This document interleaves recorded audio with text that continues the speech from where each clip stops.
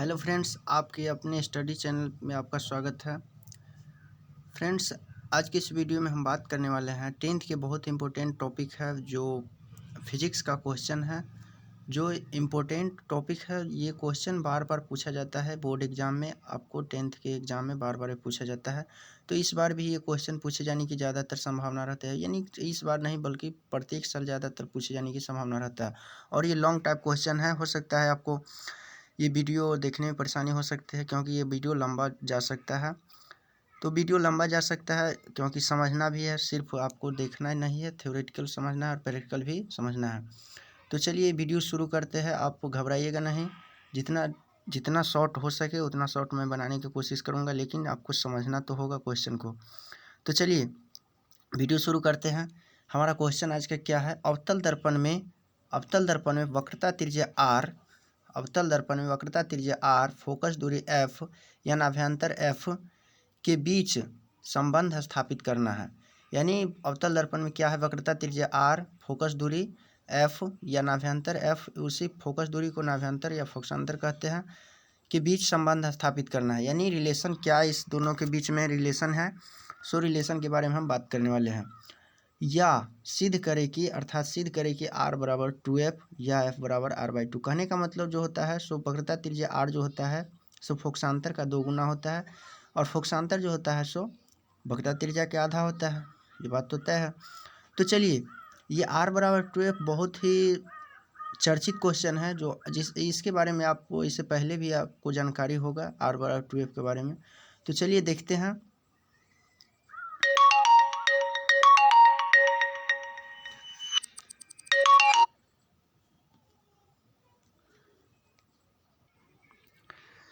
तो क्या कह रहा है क्वेश्चन, क्या कह रहा है? यानी सिद्ध करे कि r बराबर 2f या f बराबर r/2। तो चलिए हम शुरू करते हैं वीडियो।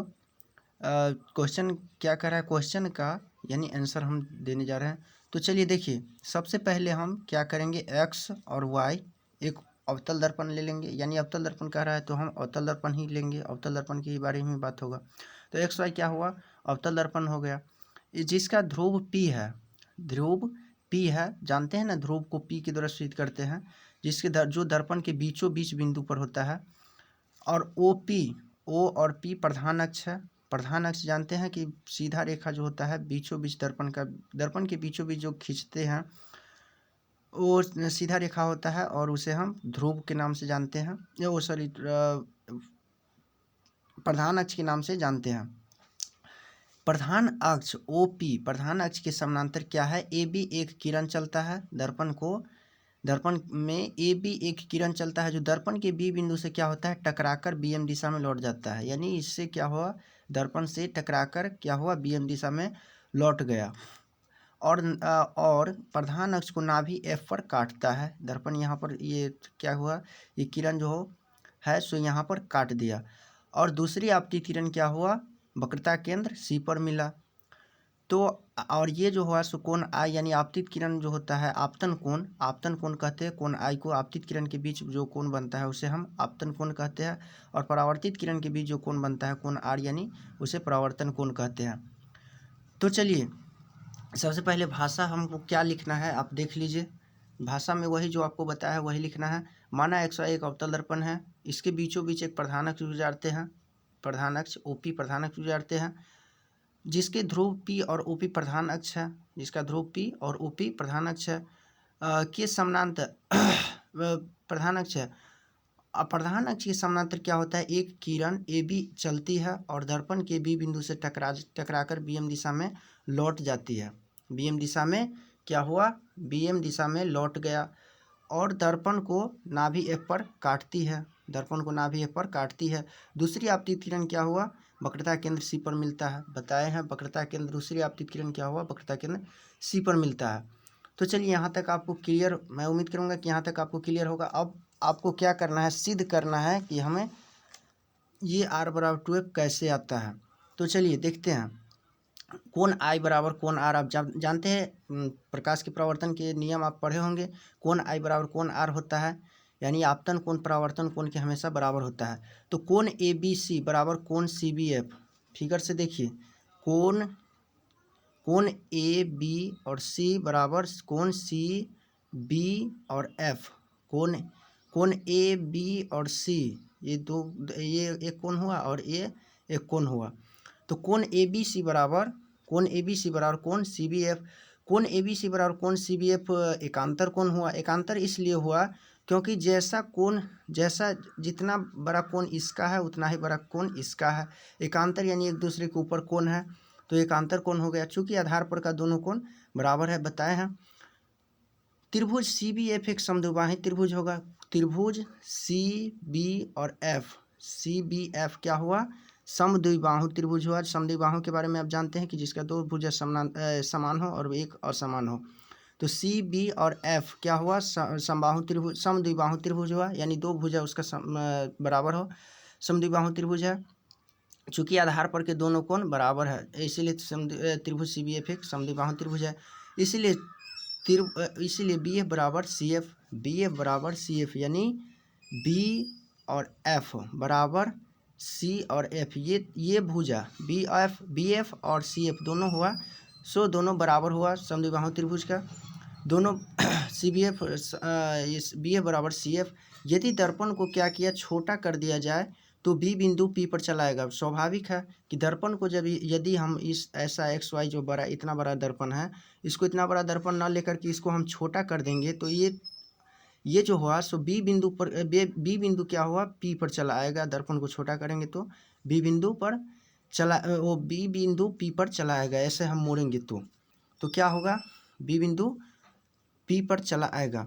इसीलिए बी एफ बराबर पी एफ बराबर सी एफ, यानी बी एफ बराबर बी एफ बराबर पी और एफ बराबर सी एफ। ये तीनों भुजा इसका बराबर हो जाएगा यदि दर्पण को छोटा कर दिया जाएगा।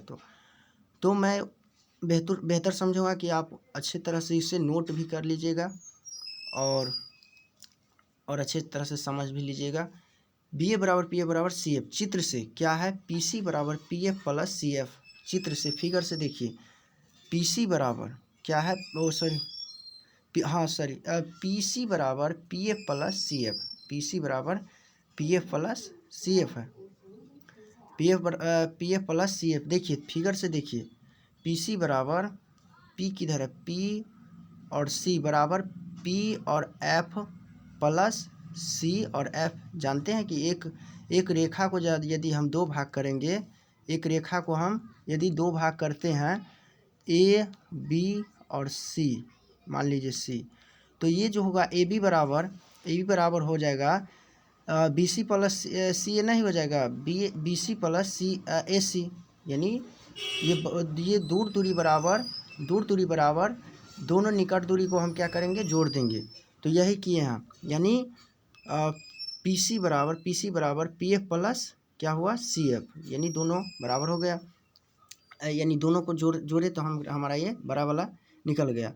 तो चूँकि पी सी बराबर P F plus P F, P C बराबर P F plus P F जानते हैं। इससे पहले हम यहाँ बताए बी एफ बराबर पी एफ बराबर सी एफ। तो हम क्या किए, सी एफ को हटा करके पी एफ डाल दिए हैं, क्योंकि सी एफ जो है सो पी एफ के बराबर है, तो पी एफ हो गया, यानी पी सी बराबर P F plus P F. तो क्या हो जाएगा, पी सी बराबर टू पी एफ, दोनों बराबर हो जाए। चूँकि पी एफ बराबर सी एफ इसमें दिए हुआ है, तो पी सी बराबर टू पी एफ, इसीलिए आर बराबर टू एफ। आर काहे लगे लिए हम पी सी के जगह पर, क्यों लिए आर, फिगर से आप देख लीजिए।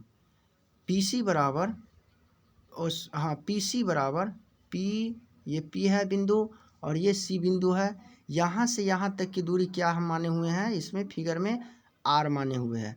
तो पी सी बराबर क्या लिए हैं, यहाँ पर देखिए आप, यहाँ पी सी बराबर आर लिए हैं, और यहाँ पर पी एफ के जगह पर एफ क्यों लिखे हैं, पी और एफ के बीचों बीच देखिए छोटा एफ है, ये बड़ा एफ है, नाभि है, ये फोकस है और ये फोकसांतर है।